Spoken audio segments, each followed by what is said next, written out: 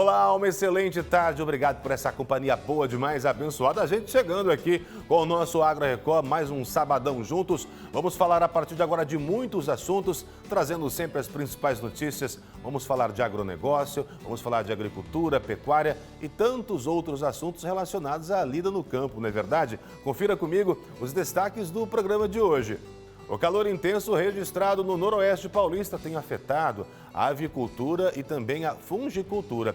Produtores precisam, por conta desse calor extremo, adotar estratégias para tentar driblar as altas temperaturas. E todo mundo já sabe que o preço dos ovos aumentou demais. Vamos mostrar quando esses valores devem voltar ao normal. E o pistache, você conhece? Tem ganhado espaço nos cardápios e também conquistado novos paladares. Os Estados Unidos lideram a produção mundial, mas já existem estudos para trazer aqui para o Brasil. A semente pode ser plantada lá no estado do Ceará. A gente começa aqui o nosso agro falando desse calorão registrado no estado inteiro, né? E por aqui ainda mais no Noroeste Paulista. E sabe, pessoal, tem afetado a avicultura e também a produção de cogumelos. Produtores estão precisando adotar estratégias para tentar aí driblar as altas temperaturas e investido em equipamentos para não ter prejuízos. A gente acompanhou e mostra tudinho agora para você. O shimeji, um dos cogumelos mais apreciados na gastronomia oriental, já supera o champignon em escala de produção em muitas regiões do Brasil. Mas, para que ele chegue fresquinho ao prato dos consumidores, é preciso muito cuidado. Em Fernandópolis, um produtor investiu na cultura, mas para garantir uma produção estável, precisou adotar estratégias para driblar o calor intenso do Noroeste Paulista. Quando eu comecei a produzir, eu tinha uma estufa bem pequenininha, né? Eu comecei com 300 saquinhos. E aí essa estufa, ela estava dando 35 graus. E aí eu comecei a fazer umas estratégias, tipo, rocei a braquiária, joguei no telhado, pintei as paredes, instalei irrigação. Então, dos 35 graus, caiu para 27 graus. Aí eu falei, então eu tenho condição de fazer isso. E quando eu comecei a produzir, eu até imaginava, eu e meu pai, né, imaginávamos que nós queríamos fazer um investimento grande para produzir uma estufa perfeita do cultivo. E aí eu fui atrás da estufa como chama? Estufa de isopor, né, de telha sanduíche. Então, aquela estrutura metálica com a telha sanduíche. E ela é muito cara. Aí eu consegui, através de financiamento, investir numa estufa dessa, construí a estufa e de repente depois de alguns anos eu fui perceber que essa estufa, por ser estrutura metálica, ela não dava tanta eficiência igual essas estufas atuais que eu tenho, né? Então, assim, a mudança que teve introduzindo o isopor e a manta térmica, em contradição com a telha sanduíche, foi muito grande, né? Porque a telha sanduíche, ela atrai muita a temperatura por conta do alumínio, né, do ferro, e hoje eu tenho essa estufa, eu tenho que fazer a irrigação no teto dessa estufa, eu tenho que usar, às vezes, exaustores para poder controlar a temperatura, e essa estufa que nós temos aqui, né, de manta térmica e isopor, eu não preciso de nada, apenas da irrigação. O shimeji precisa de condições específicas para se desenvolver. Temperatura em torno de 25 graus e umidade relativa de 80%. Mas em uma região onde as temperaturas costumam passar dos 35 graus, como garantir esse clima ideal? A solução foi implementar uma estrutura especial em suas 9 estufas. Cada uma foi forrada internamente com isopor de 8 centímetros e revestida com manta térmica, o que ajuda a reduzir entre 2 e 3 graus a temperatura interna.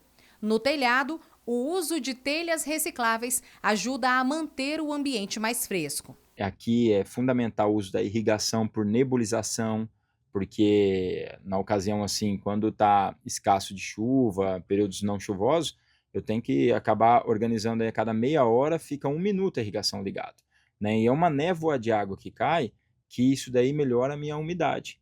Porque assim, para cultivar eu preciso ter aí cerca de 25 a 28 graus e 70 a 80% de umidade. E assim, como que eu chego nisso, né? Então essa linha de raciocínio foi através de erros e acertos, onde que hoje eu encontrei uma solução barata e boa, né? Além disso, a estufa ela tem que ser, o pé direito dela tem que ser alto, é uma estufa alta, né? E tem que ter corrente de ar. E aí outra alternativa também é que durante as noites nós abrimos as portas para poder o ar da noite entrar e durante o dia fechamos as portas para o ar não poder sair, né? A temperatura interna aqui ficar melhor que a temperatura externa. A umidade é controlada por um sistema de irrigação instalado no topo das estufas. O resultado dessa estruturação é uma colheita de 80 quilos de shimeji por dia, o ano inteiro. Hoje atendemos bastante aí a região de Araçatuba, Ilha Solteira, Votuporanga, Jales, Fernandópolis, Rio Preto, né? Então, assim, nós temos uma clientela grande, bastante consumidores, né? O nosso foco é o restaurante e os mercados, né? Então, tem bastante clientes que consomem esse produto. Esse produto está em plena expansão, né? O cogumelo é um produto saudável, ele é um produto medicinal, ele caiu no paladar da população por ser um alimento gostoso, né? É só aprendendo a fazer e fazendo ele bem feito, ele fica maravilhoso. E também por conta da expansão dos restaurantes orientais, né? Que na nossa região o que mais cresce são restaurantes japoneses. E eles consomem muito cogumelos, né? O calor não é um desafio apenas para quem produz shimeji. Em todo o noroeste paulista, o alto índice de temperaturas também impacta outras atividades, como a produção de frangos de corte.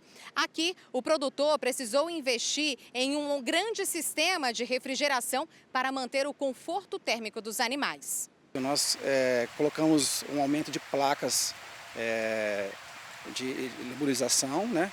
E uma quantidade maior de exaustores. Aplicamos também uma lã de vidro, que faz com que reduza a temperatura interna aqui do galpão, né? E isso tudo ocasiona numa diminuição até de energia elétrica, né, do consumo de energia elétrica e o conforto das aves. Então isso é um investimento que se paga, né? Os exaustores puxam o ar quente de dentro do galpão para fora, enquanto as placas evaporativas ajudam a resfriar o ambiente, funcionando como um ar-condicionado. Isso porque, quando pintinhos, eles precisam ser mantidos em uma temperatura específica e, à medida que crescem, essa temperatura precisa ser ajustada. Quando chega o frango no início, requer-se calor, né? E quando ele vai, à medida que a idade vai avançando, é necessário a diminuição dessa temperatura e por isso os equipamentos têm que ser potentes para que consigam dar essa ambiência, né? O verão de 2025 está mais rigoroso em comparação com anos anteriores e foi o segundo mais quente da história, de acordo com o Climatempo. As temperaturas no noroeste paulista têm máximas atingindo 32 a 33 graus. Por isso, só com um manejo adequado é possível driblar o calor. Essa é uma atividade realmente de muito detalhe, né, a avicultura. Mas a gente acaba, um amor que a gente acaba tendo pela essa atividade e realmente vale muito a pena. A gente retorna depois dessa reportagem conferindo então como ficou na semana a cotação do leite e também de outros produtos agrícolas. Veja. O preço médio do litro de leite pago ao produtor foi de R$ 2,62. A saca de 60 quilos de café arábica sai por R$ 2.529,28. A saca de 60 quilos de arroz em casca sai por R$ 80,54. A saca de 60 quilos de milho está cotada em R$ 90,18. E a saca de 60 quilos de soja está em R$ 132,78. Olha, todo mundo já sabe que o preço dos ovos aumentou demais, aumentou muito, tá lá em cima, né? E quem diria que o ovo ia fazer tanta falta assim no nosso cardápio? E você sabe por quê essa elevação? E quando será que os valores voltam ao normal? Essa é uma pergunta que muita gente tem feito, então a gente preparou essa reportagem para responder todos esses pontos importantes. Acompanhe comigo. O aumento no preço dos ovos tem gerado grande repercussão há dias. Aumentou bastante, muita diferença do mês passado para este mês. O aumento foi grande, viu? Um absurdo. Ninguém aguenta mais, né? Eu sou daquelas que gostam de comer pelo menos 2 ovos toda manhã. Do preço que a bandeja tá inviável. É um ovo e olhe lá, né? Hoje, uma bandeja com 30 ovos está saindo, em média, R$ 27,00, ou seja, cada ovo está custando quase R$1. Eu vou conversar agora com o Márcio. O Márcio é proprietário dessa fábrica, que é um entreposto de ovos. Vocês fazem justamente isso, né, Márcio? Vocês recebem os ovos dos produtores, vocês embalam esses ovos e enviam, então, para o mercado. Vocês sentiram também esse aumento, né, no valor dos ovos? Com certeza. De janeiro para cá, a gente tem visto essa diferença de valores na gôndola do mercado, né? E essa questão de ser entreposto aqui em Brasília, a gente também sofre com isso.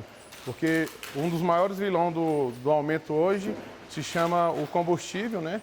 E tem aumentado o frete com isso. E vem os aumentos sazonal, como volta às aulas, indústria que volta a funcionar normalmente, né? O consumo interno dentro do Distrito Federal também aumenta bastante. Então, isso vai agregando todo esse valor. Embora o aumento nos preços tenha gerado insatisfação, a Associação Brasileira de Proteína Animal diz que os valores devem baixar já a partir de abril e reforça que a produção nacional de ovos está em alta. Para se ter ideia, o consumo por pessoa no Brasil deverá atingir cerca de 272 unidades por ano, o que supera a média mundial em mais de 40 ovos. Este cenário destaca a importância do ovo como fonte de proteína na alimentação dos brasileiros. O ovo é uma proteína muito completa, né? Não tem comparação com carne e frango.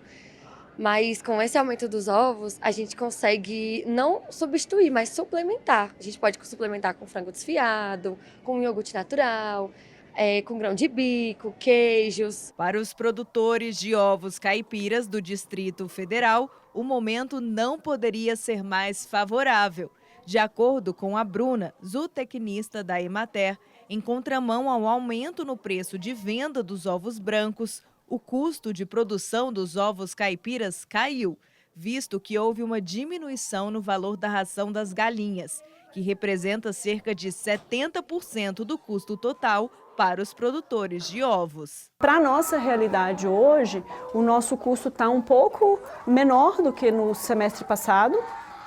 E o preço do ovo está puxando o preço do caipira, que a gente está conseguindo vender por um pouquinho mais caro. Então, o produtor está vivendo um momento hoje muito importante para conseguir obter um lucro um pouco maior na atividade. Estamos em uma zona rural aqui de São Sebastião com a Kellen, que é produtora de ovos da região. Kellen, hoje você estava me contando que tem quase 200 galinhas. Conta pra gente um pouquinho da sua produção de ovos, quantos ovos essas galinhas já colocam, a sua experiência também, né, como produtora de ovos. Minha experiência está sendo muito boa. Hoje eu estou com a criação de 190 galinhas por aí e a produção delas tão boa também. Elas estão colocando 180 ovos por dia, né? E está sendo muito bom a experiência. Até o momento eu estou conseguindo vender 5.000 ovos por mês. Por isso que a tendência agora é só aumentar, né? Agora eu fiz outro galinheiro e vai aumentar a produção. Então a ideia é que daqui a pouco você tenha pelo menos o dobro de galinhas que você tem hoje. Sim, com certeza, tem que aproveitar, né? Você vende mais para o consumidor final ou mais para revendedores de ovos? Geralmente eu estou entregando mais para revendedores, mas eu já tenho meus clientes, né? E assim, meio a meio, praticamente. Além do aumento do preço, tem mais uma novidade que pode não agradar o consumidor. Em setembro do ano passado, a portaria número 1179 também mudou a classificação dos ovos. O ovo pequeno passou a ser considerado de tamanho médio, o médio de tamanho grande e o grande de jumbo. Ou seja, o consumidor acaba pagando o valor que ele pagava por um ovo maior, mas leva um ovo de gramatura menor. A gente confere agora como andam as cotações no mercado da carne. A arroba do boi vale em média R$ 310,25. E o quilo do suíno vivo sai por R$ 8,46. O nosso agro faz aqui aquela pausa rápida, intervalo, e na volta, você, o produtor rural, saiba como renegociar suas dívidas. Dicas importantes, não sai daí.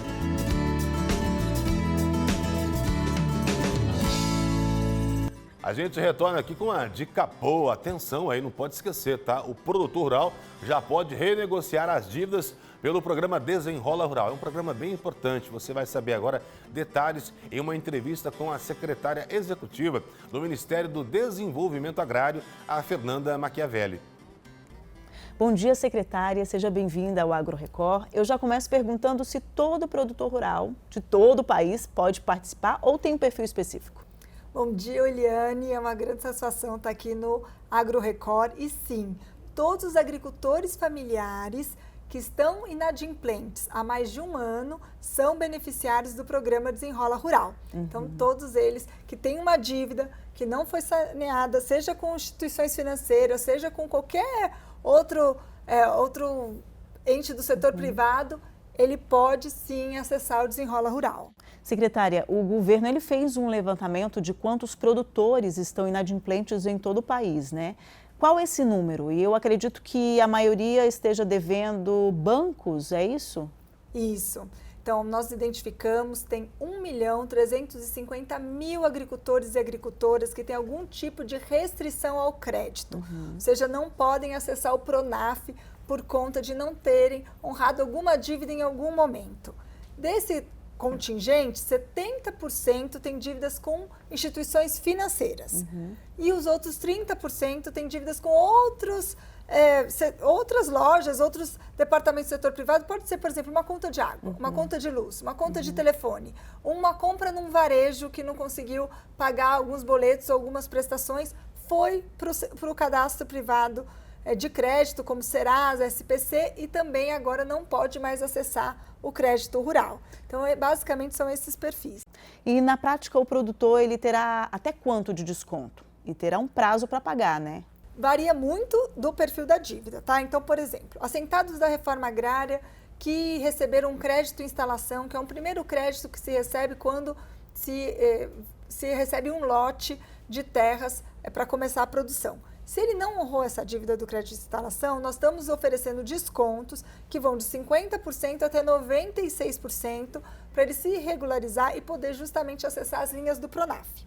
Se são dívidas, se a dívida está lá com a Fazenda, com a Procuradoria-Geral da Fazenda Nacional, que está na dívida ativa da União, que a gente chama, ou seja, é um crédito que é o crédito fundiário, foi uma dívida de Pronaf A ou Pronaf B, que são os Pronafs específicos para famílias de baixa renda ou para assentados da reforma agrária e quilombolas. Se a dívida foi de um imposto que ele deixou de pagar, aí ele vai entrar então no site da PGFN, que a gente explica daqui a pouquinho, e o desconto, se for de até R$7.000 a dívida ou 5 salários mínimos, vai ser um desconto de 50% que ele pode pagar em 60 vezes.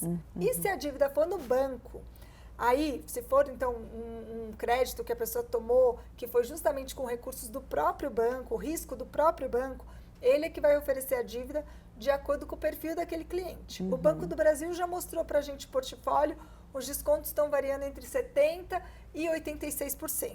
Então, tem um desconto que varia bastante de acordo com o perfil do cliente e com a sua capacidade de pagamento. E onde os produtores precisam ir para fazer essa renegociação? No caso dos bancos, eu imagino que eles precisem ir até as instituições, e nos outros casos? Isso. Então, a primeira coisa é entrar lá no site do Desenrola Rural, que é www.mda.gov/Desenrola Rural, e entra lá para ver qual modalidade de dívida você tem. Se isso de fato estiver lá com uma instituição financeira, aí você vai ter que se dirigir ao banco. Então, mesmo que você tenha contraído um crédito, por exemplo, um microcrédito, que é com um banco público, aqui no Centro-Oeste quem opera é o Banco do Brasil, você vai ter que ir na instituição financeira, que é eles que vão fazer a proposta de renegociação. Já se a dívida foi com a União, ou seja, foi algum crédito que foi tomado, mas que eram recursos do Tesouro que foram usados nesse empréstimo, tem que entrar no site do Regularize, que tem um link no site do Desenrola, mas basicamente é www.regularize.pgfn, Procuradoria-Geral da Fazenda Nacional.gov.br. Ali você já coloca o seu CPF, já identifica a sua dívida, já escolhe o número de parcelas, já imprime a guia de pagamento e já fica adimplente novamente. Maravilha, secretária. Muito obrigada pela participação. Foi uma satisfação, Eliana. Vamos ver agora como deve ficar o tempo nesta semana. Sol com algumas nuvens e podem ocorrer pancadas de chuva em alguns períodos. Em Rio Preto, as temperaturas devem variar entre 20 e 30 graus. Em Araçatuba, a mínima é de 21 e a máxima é de 32 graus. E em Presidente Prudente, as temperaturas se repetem, 21 e 32 graus. Vamos falar de delícias a partir de agora? Pois é, quem conhece deve gostar bastante. O pistache tem ganhado espaço nos cardápios e conquistado novos paladares. O tempo de colheita dessa semente pode demorar entre 7 e 10 anos. Demora um pouquinho, né? Lá os Estados Unidos lideram a produção mundial. Vem de lá, traz para cá, né? E a gente faz muita coisa boa. Agora, pode ser produzido por aqui, porque no Brasil existe estudo, né? Um estudo bastante encorpado da Embrapa para plantar o pistache no Ceará. Mas o produto exótico já virou febre no país. Veja só. O que é que pistache tem? Sabor marcante, né? Como se diz, o sabor do momento, né? Da tendência, e é bem gostoso. Sempre que eu vou em qualquer lugar que tem alguma sobremesa ou um sorvete, qualquer coisa eu pego de pistache. Sempre gostei. Pistache está entre os sabores de sorvete há algumas décadas. Nesta sorveteria começou a fazer parte do cardápio há 30 anos. Quase sempre é a escolha do Paulo. Eu gosto há muito tempo, né? Porque é docinho, é versátil, é gostoso doce, é gostoso salgado, eu gosto do sabor dele. E de repente, o que era a tradição em sorveterias ganhou espaço em outros comércios, conquistou novos paladares. E o consumo de pistache multiplicou nos últimos anos no Brasil. Esta cafeteria foi aberta há 8 anos. No início só tinha um item no cardápio com pistache. Hoje são mais de 20 opções para os clientes, desde bebidas variadas até pratos salgados e doces. Em 2023, o pistache estourou mundialmente. E para suprir essa demanda, nós tivemos que produzir, que criar diversos outros itens, tanto doces, quanto salgados, quanto bebidas, quanto doces. Então, são um universo de um cardápio inteiro aí com o item pistache, né? Lembra do casal que mostramos no início da reportagem? O homem e a mulher vieram de Matão para passear em Ribeirão Preto e aproveitaram a semana especial do pistache. Já é a segunda vez, né, que a gente vem aqui na loja para tomar o cappuccino com a borda de pistache. E daqui a pouco acho que eu vou pegar mais uma sobremesa também. Com pistache? Com pistache, com certeza. A procura fez aumentar as vendas dos itens com pistache. Hoje eles representam 50% dos doces vendidos aqui.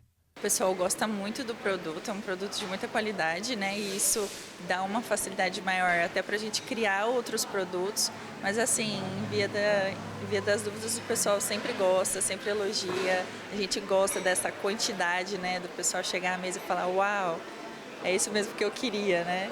Então a aceitação é muito boa e a gente sempre inova para que isso aconteça e as pessoas se sintam mais satisfeitas. O consumo de pistache deu um salto a partir da Páscoa de 2023, ano em que o país importou 97% mais da semente que no ano anterior. Em 2024, as compras externas voltaram a crescer, triplicando e passando de 350 mil toneladas. Na loja do Mercadão, o pistache pode ser comprado em casca e torrado para aperitivo, e também cru, sem casca, para a culinária. Forma que antigamente quase não tinha por aqui o ano todo. Agora não pode faltar. Nem o alto preço, R$ 280 o quilo, assusta os consumidores. Hoje é anual a procura do pistache. Antigamente não, era mais nas datas de finais de ano e Páscoa. Hoje ela já é o ano inteiro a procura por pistache cru. O pessoal já está utilizando mais nos pratos durante o ano todo. Além do sabor, pistache tem diversas vitaminas, ajuda a matar a fome, contribui para o funcionamento do intestino e previne várias doenças. O pistache é uma oleaginosa com diversos benefícios para a nossa saúde e alguns eu vou citar aqui. Eles são ricos em antioxidantes, como a vitamina E e alguns compostos fenólicos, que ajudam a combater os danos dos radicais livres, reduzindo assim o risco de doenças crônicas. Também são muito interessantes para a nossa saúde cardiovascular, já que alguns estudos sugerem que o pistache ajuda a diminuir o colesterol ruim, que é o LDL, e aumentar o colesterol bom, o HDL. Melhora também a nossa circulação sanguínea, que contribui aí então para a saúde do nosso coração. Pistache é uma semente com textura levemente oleosa de coloração verde. O tempo de colheita pode demorar entre 7 e 10 anos após o plantio. É originária da Ásia, mas quem lidera a produção mundial atualmente são os Estados Unidos. A planta por lá passou por um melhoramento genético e tem o cultivo concentrado no calor do estado da Califórnia. Por isso, o Ceará, que tem características climáticas semelhantes, estuda em parceria com a Embrapa trazer a semente para ser plantada no Brasil. Se isso acontecer, vai ser bom para os consumidores e para o comércio porque o preço deve cair. Na sorveteria, onde o sabor de pistache existe há 3 décadas, o consumo também cresceu, 10 quilos por dia, o dobro de antes do boom em 2023. Antigamente vendia bem menos, né? Era pouco conhecido o pistache. Hoje não, já se fala muito no pistache, então já vende bastante. Praticamente mais do que dobrou de uns anos para cá a venda de pistache, né? E hoje está entre os 10 mais vendidos da sorveteria. A expectativa é que a tendência de consumo de pistache permaneça. E será que uma nova moda vem por aí? O sorveteiro aposta na cereja. Está vendendo bastante já o de cereja. A gente já tem os mais antigos, né? Que é marga, que é ameixa, milho verde, coco, né? Mas a tendência agora é pistache e cereja, que está vendendo bastante. Realmente o pistache é bem gostoso. Lá atrás a gente conhecia muito no sorvete apenas. Hoje a gente encontra em várias iguarias, né? Pizzas doces, né? A gente tem muitas delícias encontradas em padarias, panificadoras, tem realmente muitas gostosuras. Se você não conhece, prova. Tenho certeza que você vai gostar bastante, tá bom? Nosso Agro Record fica por aqui. Sabadão a gente volta no próximo, tá bom? A gente continua sempre querendo a sua companhia. Se de repente você perdeu algum momento, pode entrar no nosso portal R7. A gente está por lá agora, você vai encontrar toda a nossa programação. E manda sugestões pra gente também. O nosso zap tá aparecendo aí para você, tá bom? Não só para o nosso agro, mas para toda a nossa grade, tá bom? Obrigado uma vez pela companhia. Você fica agora com o Record Entrevista e a Mara Guiotto. Um restinho de sábado maravilhoso e um domingo abençoado. Mara, amiga, é com você.